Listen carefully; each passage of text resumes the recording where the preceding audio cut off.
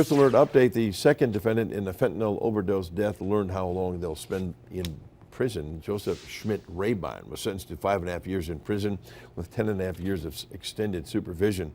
He was convicted of first-degree reckless homicide in that case. As we previously reported, an 18-year-old man was found dead of a fentanyl overdose on a Ripon sidewalk in April of 2023. According to the criminal complaints, two of the defendants and the victim were using drugs at a home on Scott Street when the 18-year-old started to experience an overdose. Instead of seeking help, the defendants took him out of the house and left him on the sidewalk. Co-defendant Mason Springston was previously sentenced to 7 years in prison and 8 years of extended supervision.